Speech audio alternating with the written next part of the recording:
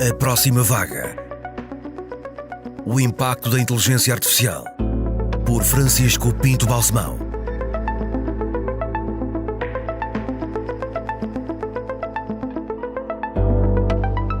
Quero agradecer muito a vossa presença aqui neste podcast. Como sabem, tem como tema principal inteligência artificial, indústria e sustentabilidade. Tenho o prazer de ter aqui dois convidados que são pessoas que nos podem ajudar a esclarecer muitos destes aspectos. Na Hyundai não nos limitamos a antecipar a próxima vaga. Vamos mais longe e utilizamos a tecnologia para dar às pessoas o poder de mudar o mundo. Descubra a nossa visão de progresso pela humanidade em aproximavaga.hyundai.pt. Hyundai, o poder de mudar o mundo. Tenho aqui José Teixeira, que é um industrial, mas também é um mecenas, que tem uma vida muito ativa e variada na sua área de influência, que é Braga, mas que acaba por ser muito maior do que isso, e gostava que se apresentasse. Olá, é um gosto imenso estar aqui com o Dr. Pinto Balsemão, é de facto um prazer inimaginável. E eu sou José Teixeira, sou o presidente do grupo DST, coordena e trabalha em várias áreas da indústria, da construção, das telecomunicações, da área do ambiente, da área das renováveis. O que é que fazem especificamente? Na rede de telecomunicações nós temos a infraestrutura e gerimos a infraestrutura do ponto de vista grossista. E depois os operadores usam a rede para o cliente final. Os vossos clientes são os operadores? Os nossos clientes são os operadores, unicamente os operadores. Isso é uma indústria? É uma indústria, claramente. Atual, muito atual. E é uma indústria de ponta. Digamos que se dividir as três internets que constituem a internet das coisas e onde a inteligência artificial tem aqui uma grande importância, esta é a internet das comunicações, depois a outra é a internet dos transportes e a outra é a internet da energia. Sim. Todas as revoluções industriais são produto destas três internets. E hoje, na realidade, já não é como, enfim, mesmo nos seus primeiros tempos, nas comunicações, sim, já existia o telefone, antes existia o telégrafo, depois existia o fax, mas hoje existem muitos outros meios de comunicação que permitem que sermos muito mais competitivos. A fibra óptica, nomeadamente, mas por via do 5G e por via do que virá a seguir, vai aumentar a produtividade, como sempre aconteceu em produtos e serviços durante o tempo da Revolução Industrial até aqui. E, de facto, a inteligência artificial, digamos que subtrair nos três fatores de produção típicos, clássicos do Adam Smith e do David Ricardo, não é? Que eram o trabalho, a terra e o capital. Sim, já lá vai. Mas, já lá vai, mas é o capital, na realidade, sim, está a tomar conta do trabalho. As máquinas estão a substituir o trabalho. E neste sentido... As máquinas são o capital ou são as máquinas são o capital? Indústria? A capital, digamos, naquilo que era o capital, o que é? São as máquinas, são os edifícios. Na tese, não digamos, é os capitalistas. smithiana, não tem a ver com o capitalismo, não tem, isso é outra história. Sim.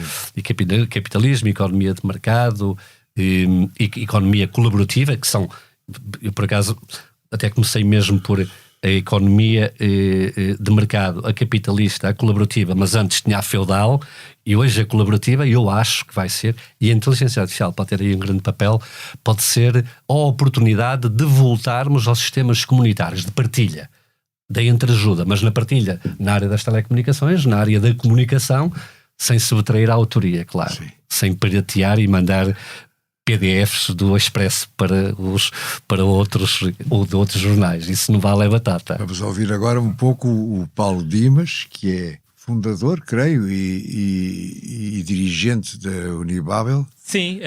Falar um pouco sobre ele próprio e o que é que faz. Sim. O que é que faz ele e o que é que faz a Unibabel. Exatamente. A Unbabel, portanto, é uma startup. Vocês dizem Unbabel? Unbabel, porque qual é o nome? Porque é que o nome é Unbabel? Porque, enfim, nós inspirámos na Torre de Babel. A Torre de Babel, portanto, foi aquele momento, enfim, mítico em que as pessoas começaram a falar outras línguas, não é? E, portanto, o nosso nome, Unbabel... Porque queriam ser tão fortes quanto Deus. Exatamente. E Deus disse, não, agora vocês porque queriam saber, ser tanto como eu, vão todos falar línguas diferentes para se desentenderem. Exatamente. Então a nossa missão neste planeta é desfazer a Torre de Babel. Então é Unbabel, portanto, de desfazer a Torre de Babel. Sim. Portanto, nós no fundo a nossa missão é eliminar as barreiras da língua para que, digamos, empresas, sei lá, nós trabalhamos com grandes empresas, a Nike, a Microsoft, a PayPal, enfim, uma série de grandes, Booking.com, consigam interagir com os seus clientes na língua desses clientes. Portanto, isso faz com que o nível de satisfação dos clientes seja muito maior. Por exemplo, posso dar o exemplo da Skyscanner, que através da Unbabel conseguiu começar a falar holandês com as pessoas que viajam na EasyJet. Como é que lhe ensinaram a falar holandês? Então, usamos inteligência artificial para isso.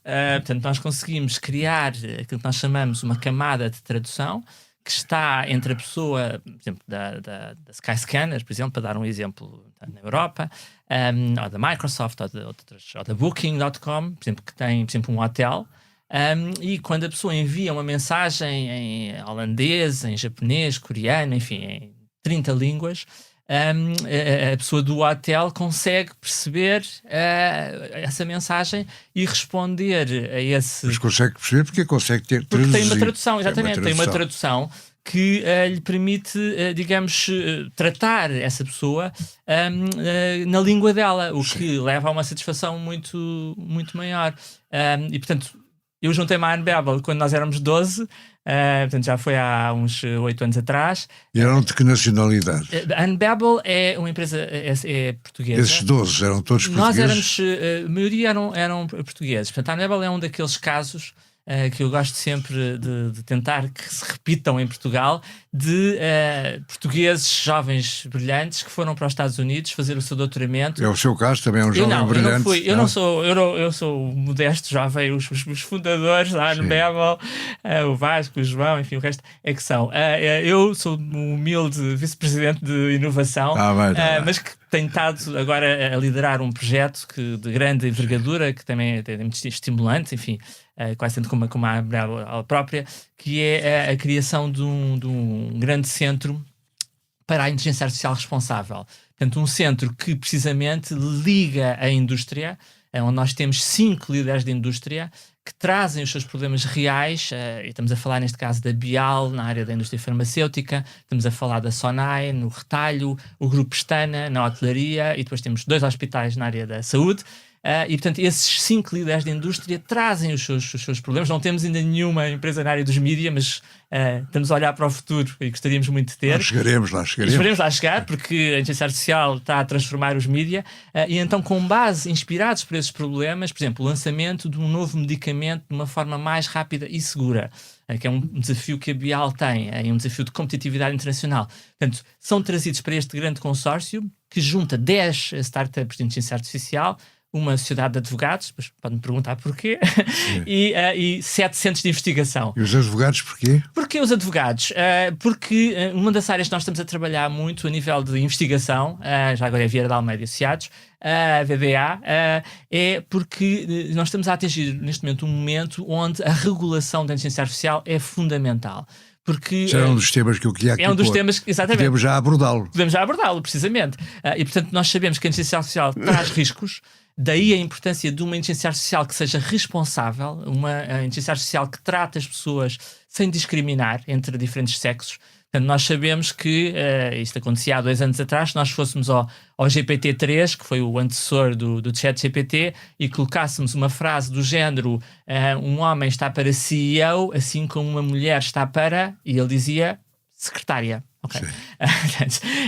Enfim, eu usava sempre essa demonstração, já foi ultrapassado graças à inteligência artificial responsável e graças a um dos pilares da inteligência artificial responsável que nós estamos a trabalhar no centro, que é o pilar da equidade, que é quando nós, enfim, temos um sistema de inteligência artificial, nós não podemos discriminar nem por sexo, nem por raça, nem por idade, nem por estatuto social. Portanto, temos de tratar as pessoas todas com equidade. E nós sabemos que chega a um excesso de equalização, às vezes também depois não distingue o bom do mau. Pronto, essa é uma questão super... Ou as qualidades, as pessoas com qualidades, ou as obras com qualidade, obras sem qualidade.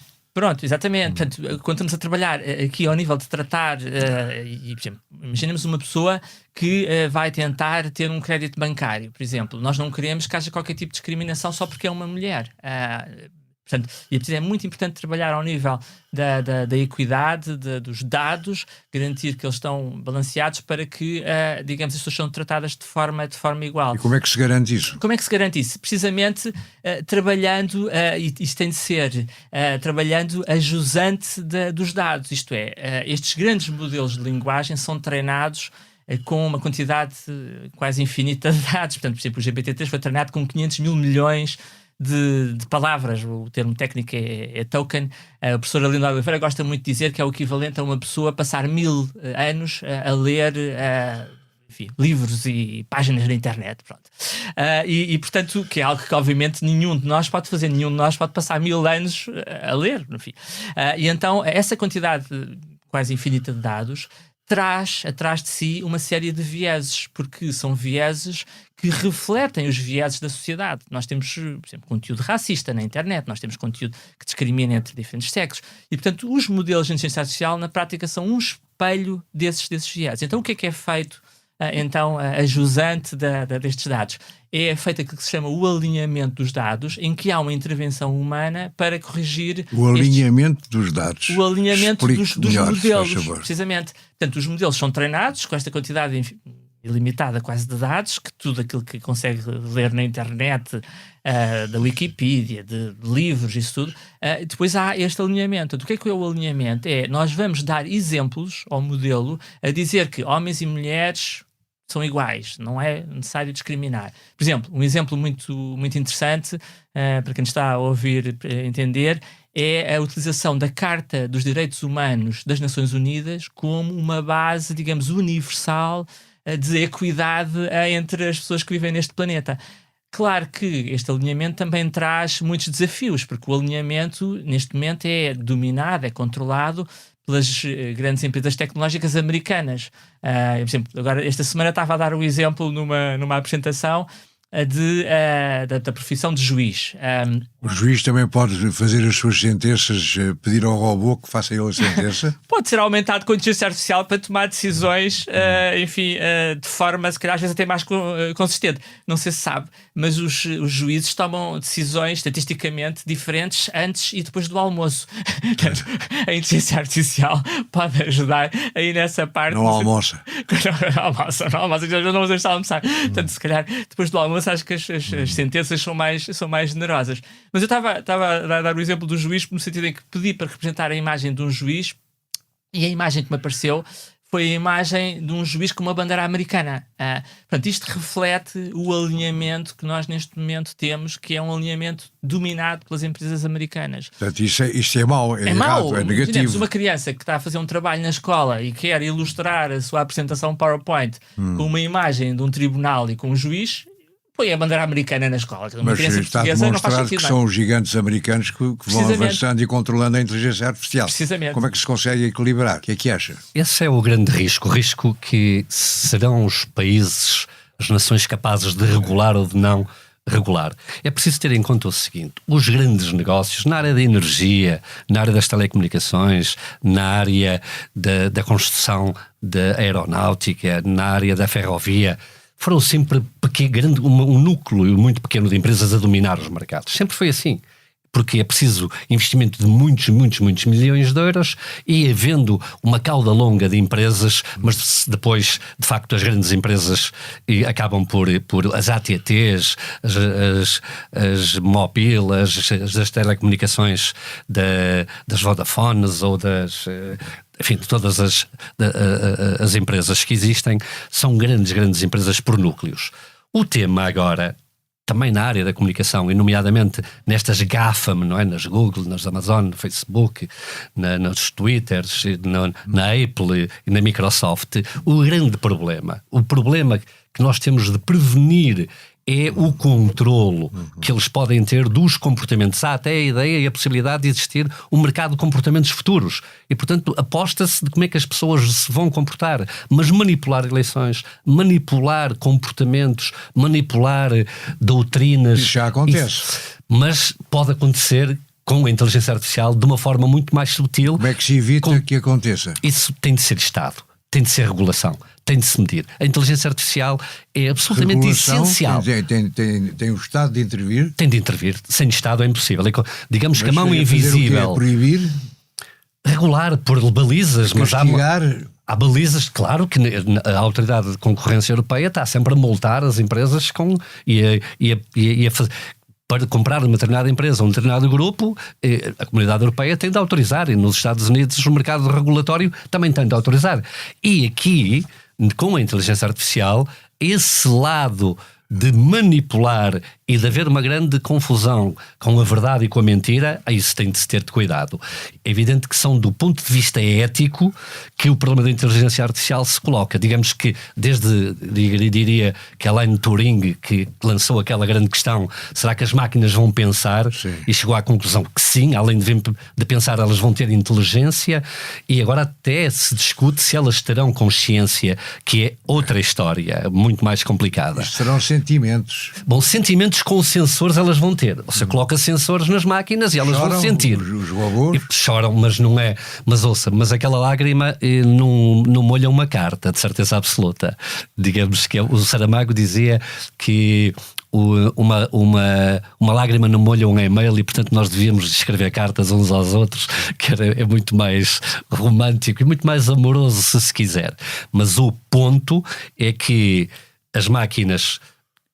Eu gosto de pensar assim, diz-se inteligência artificial, e é artificial por alguma razão, ela não é genuína, ela é trabalhada, e portanto ela tem de ser controlada, e essa autoaprendizagem não ganhar graus de liberdade e de independência para não precisar de nós para decidir e tomar decisões que são ambientais, que são políticas, que são de guerra e contra a nossa vontade. Isso não pode ser.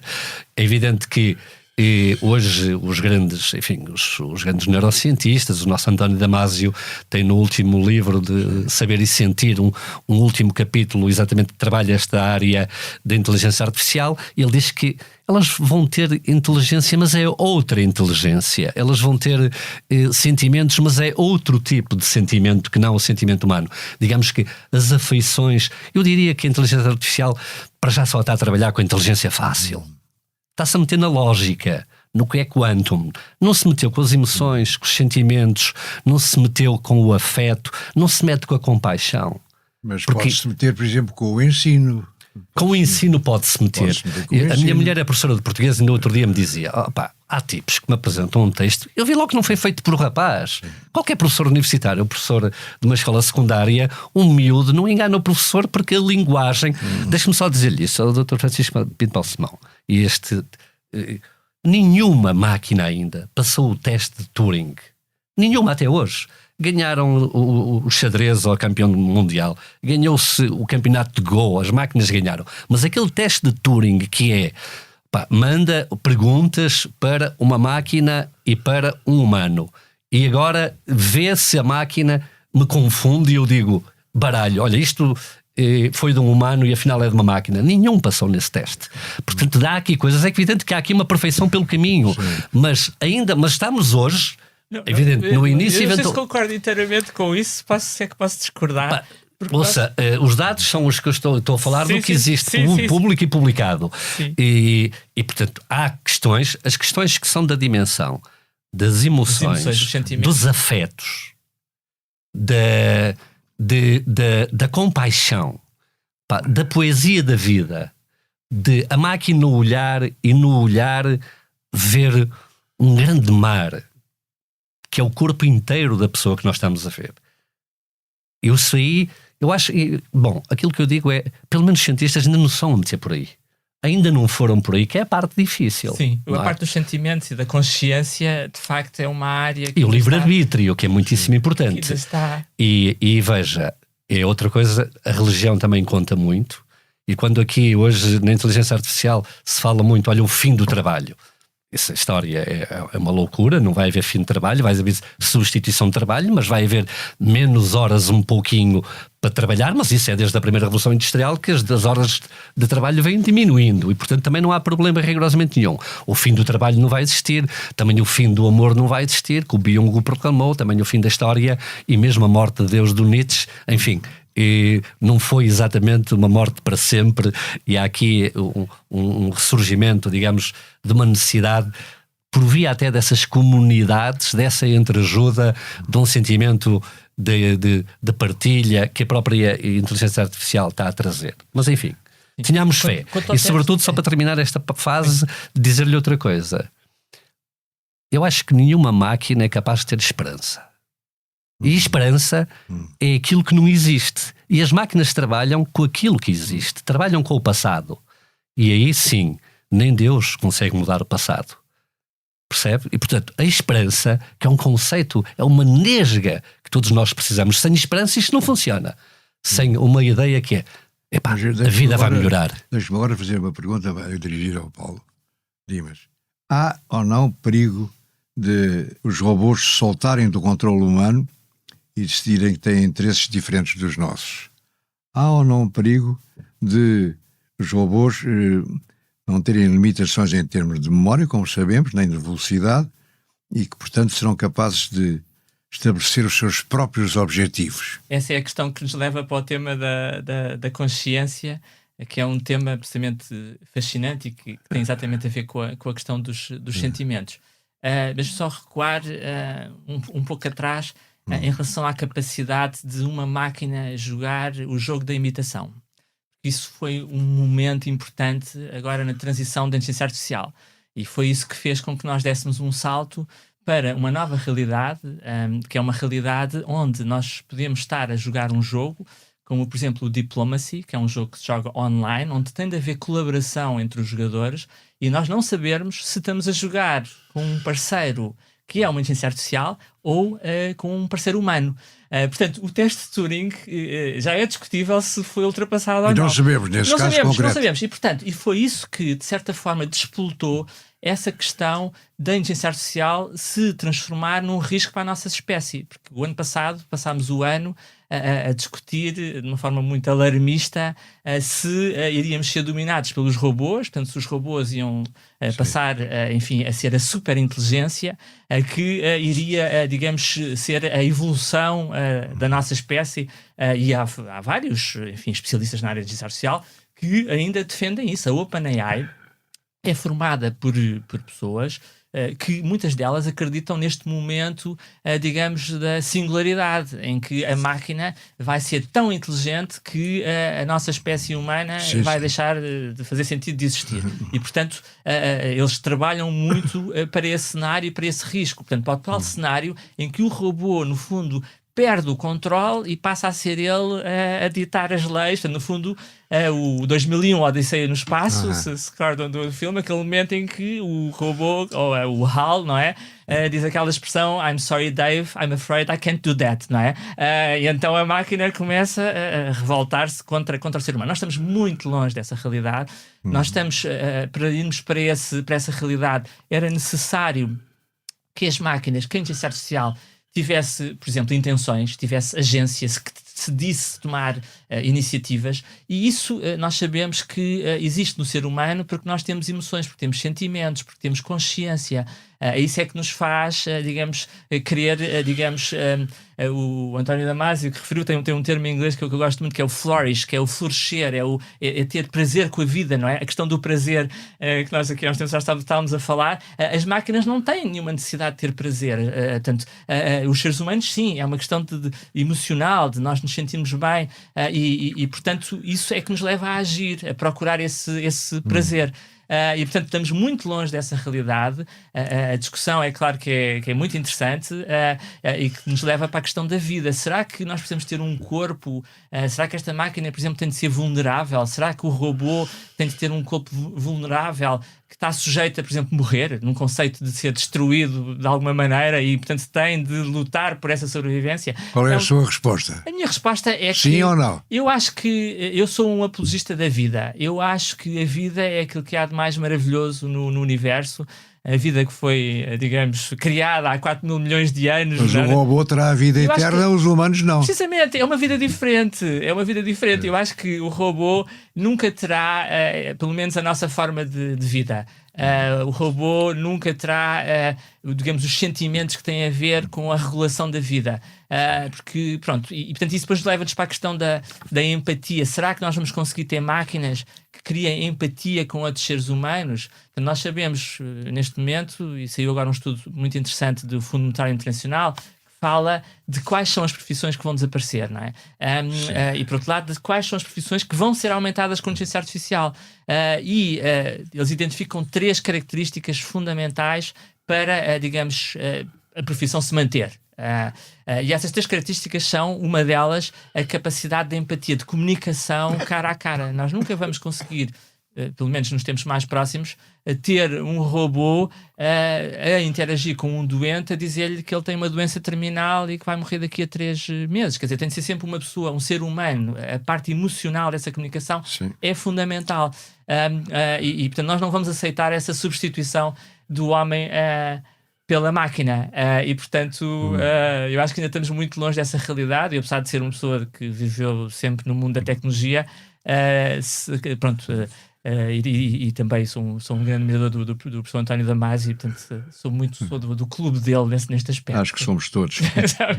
Agora, entrando mais na indústria, que é o tema que foi escolhido para esta nossa conversa tão agradável e interessante, quais os principais setores industriais que estão a ser impactados pela inteligência artificial?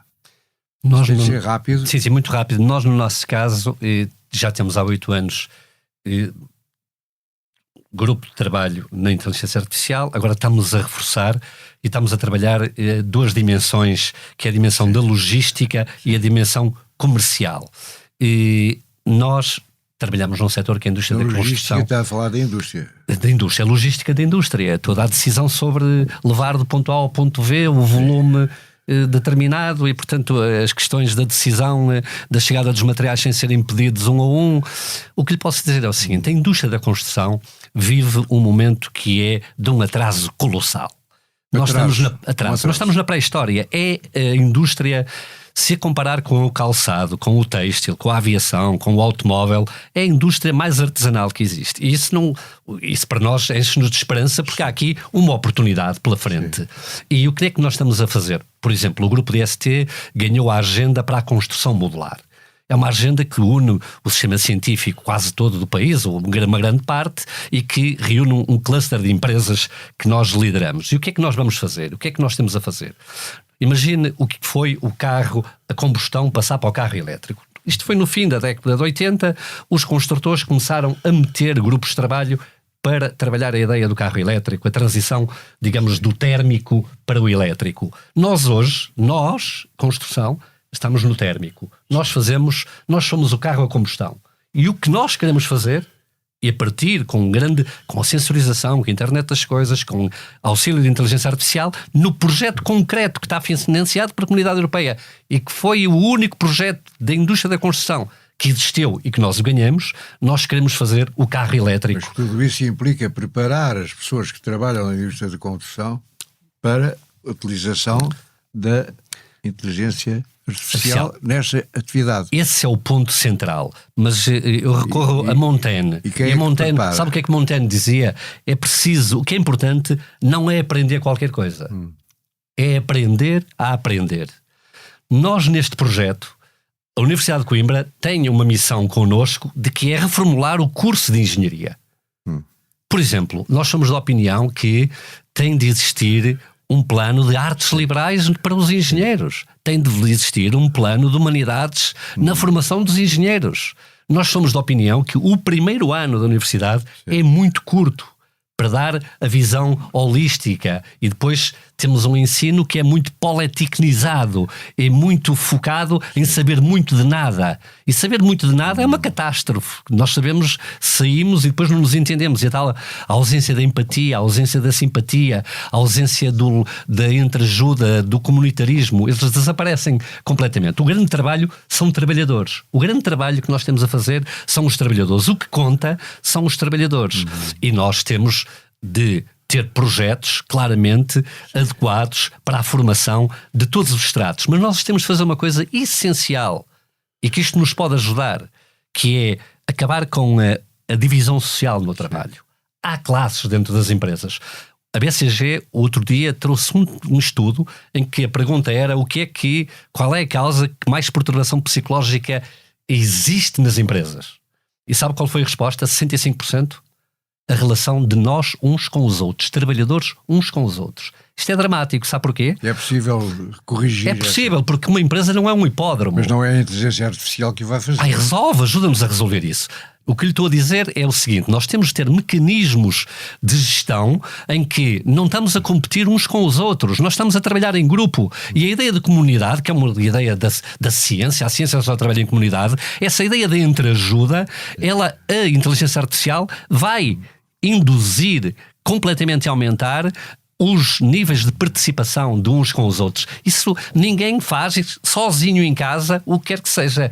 E isto é a grande oportunidade. Pode parecer um paradoxo, que isto vai isolar, mas não vai isolar, isto vai unir.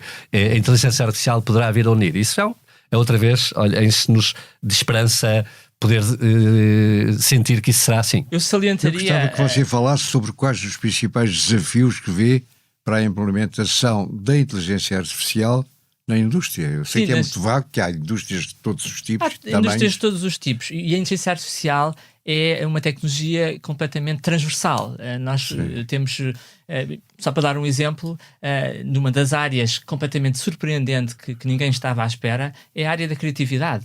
Há 2 anos atrás... Da criatividade. Mas isso não é propriamente uma indústria. Toda a parte do cinema, existe em toda a parte, mas não é uma indústria. A indústria da criatividade, a indústria do entretenimento é claramente o futuro da mudança das profissões. Precisamente, tudo aquilo que tenha uma componente, sei lá, da indústrias do cinema, indústrias enfim, todas as... Está a falar desse setor. Desse setor, exatamente. Em concreto, e tudo aquilo que tem uma componente criativa humana, era algo que há 2 anos atrás, se por exemplo me perguntassem, se me dissem um conselho, olha, o meu filho, o que é que deve estudar para não ser uma profissão que vai ser substituída por inteligência artificial? Então, o que é que eu dizia? Ir para uma área criativa, uma área onde a inteligência artificial nunca vai chegar, porque a inteligência artificial é muito computação, é muito números. Sim. O que é que aconteceu? Tivemos aquelas greves enormes em Hollywood, não é? Dos guionistas a protestarem contra a utilização da inteligência artificial para escrever guiões de séries de televisão. Portanto, eles receiam ser substituídos por inteligência artificial na área da criatividade. Um outro exemplo de uma indústria que eu acho que vai ser completamente transformada e que nós estamos a trabalhar nela é a indústria das ciências da vida. Portanto, no fundo, tudo o que tem a ver com a indústria farmacêutica, com o lançamento de novos medicamentos. Eu não acho que a inteligência artificial nos vai extinguir como espécie. Eu acho que a inteligência artificial nos vai poder salvar como espécie. Sim. Da próxima pandemia, o desenvolvimento de novos medicamentos de uma forma mais rápida. Mas inventando remédios?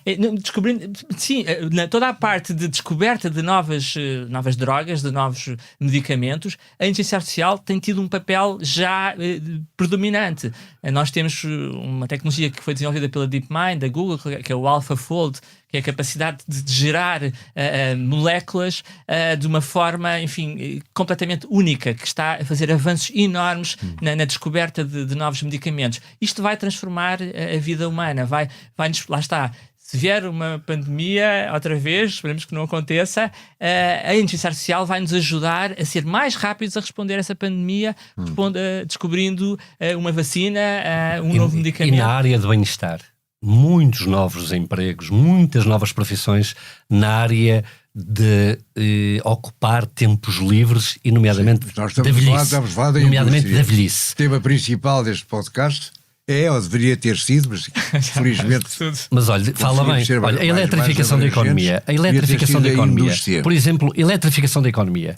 Passar do modelo de fósseis para o modelo de renováveis. Milhões de empregos. Sim. A área das renováveis, de que nós sermos autoprodutores. Isto tem a ver com a sustentabilidade. Claro que sim, pela sustentabilidade e o prosumidor. Há um conceito de prosumidor que é: eu sou produtor e consumidor. Daqui a 5, 7 anos, ninguém vai deixar de ter uns painéis solares para conseguir produzir a energia que consome. Este é um prosumidor. E isto são milhões e milhões de empregos que se vão gerar aqui no futuro. E depois, veja, e gerir esta infraestrutura elétrica, novamente, a inteligência artificial é indispensável, porque gerir um fluxo que é carregar os carros todos ao mesmo tempo, que é uma rede que tem de ser completamente transformada. A internet da energia, desse ponto de vista, digamos, é uma quarta revolução industrial que está aqui em curso. E a indústria, ela vai ficar muito mais sustentável, os materiais vão ter de ter um propósito de muito mais neutralidade, a intrusão no nosso ecossistema, nesta casa comum que o Papa Francisco chama, vão ter de ser limitados, outra vez através da regulação. Se isto não for regulado, as empresas não querem saber disto para nada. Se vier da Europa uma transposição diretiva comunitária a dizer assim, não pode usar uma percentagem de materiais que não seja aproveitamento de materiais que já cumpriram a sua vida. Agora dê-lhe uma outra vida através da economia circular. Isto tem devido à Europa? Tem devido à Europa. Não. É a regulação. Se for só cá... Nós somos muito moles, nós somos muito, eu diria que somos muito conservadores, pronto, somos muito conservadores. Precisamos de um nudge, um empurrão. Depois de levarmos um empurrão, isto funciona. Mas por livre iniciativa, dizemos assim, se estamos a ganhar dinheiro, para que mexer? Portanto, em resumo, acham que a inteligência artificial pode contribuir para melhorar a sustentabilidade? Sem dúvida. Absolutamente. Uma das áreas, precisamente, de intervenção é a área das alterações climáticas e a inteligência artificial vai nos ajudar a salvar a nossa espécie. Ótimo. Deus queira que assim seja. Agradeço muito a vossa interessantíssima colaboração e até breve.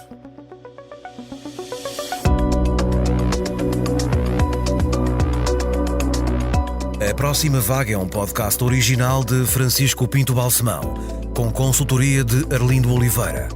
A sonoplastia é de João Luís Amorim e a capa de Mário Henriques. Edição vídeo de Ana Salomé Rita, produção de João São Marcos e apoio de Inês Marcelo. Coordenação de Joana Beleza. Direção de João Vieira Pereira.